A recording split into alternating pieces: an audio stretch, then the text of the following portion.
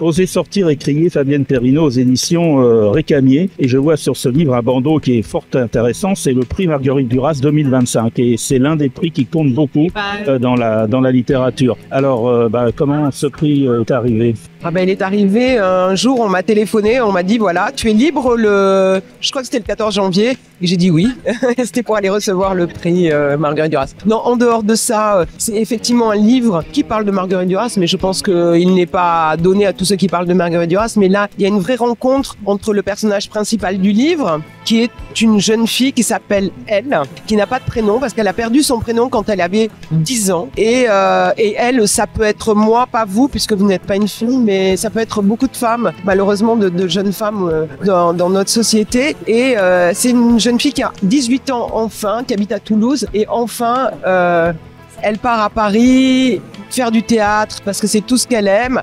Elle intègre une école nationale de théâtre, et là son professeur de théâtre demande à tous les élèves qu'est-ce que vous aimeriez travailler, et elle dit Agatha de Marguerite Duras. Il l'enregistre parler de Duras, il fait écouter ce qu'elle a dit de elle à Marguerite Duras, et Marguerite Duras dit cette jeune fille, elle a tout compris, j'accepte de la rencontrer.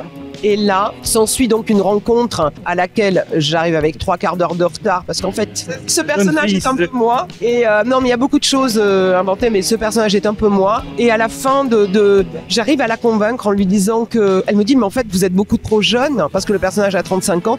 Et je lui dis, non, je suis pas trop jeune, parce que Agatha, aujourd'hui, j'ai 19 ans, j'en aurai 25, 35, 65, 95. Ce sera moi, c'est toujours moi, parce que Agatha, c'est moi. Et en fait, alors que tous les metteurs en scène du moment lui demander les droits, elle me les donne, elle nous les donne à Pierre Tabar, Vincent Garanger, puis Samuel Labarthe et moi, et nous allons jouer Agatha. Et en fait, c'est un livre effectivement sur l'amour d'un auteur, enfin en l'occurrence d'une autrice, qui après va être évidemment pas haï, mais en fait rejeté, puis après réintégré, parce que finalement dans mon travail sur le livre, je vais trouver des liens entre l'autrice, entre Marguerite Duras et le personnage. Mais c'est un livre aussi qui est une exploration du milieu théâtral, du théâtre. C'est une histoire d'amour, une histoire de vie, puisqu'on va comprendre ce qui est arrivé à cette jeune femme. Et voilà, c'est une longue histoire construite un peu comme un polar, comme je vous disais. Et donc, il y a eu une rencontre. Alors, Marguerite Duras, alors je sais, paraît-il, je ne l'ai pas rencontré, mais par quelques amis qui l'ont croisé et bien connu, qu'elle avait un sale caractère, mais que c'était quelqu'un qui aimait partager. Ah oui, je pense que c'est quelqu'un qui était très généreux, ouvert, qui adorait la jeunesse, qui adorait la différence.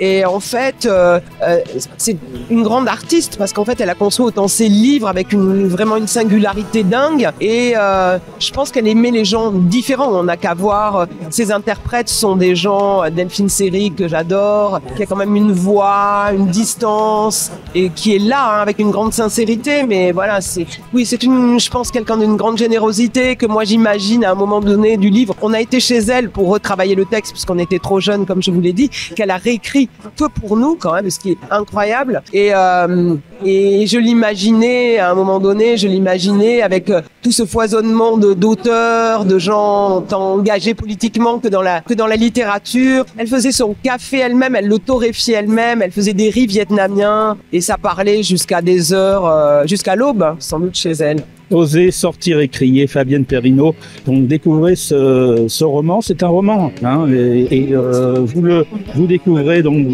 cette histoire, je dirais cette fusion culturelle entre une jeune actrice et une auteure plus que confirmée et extraordinaire. Merci beaucoup.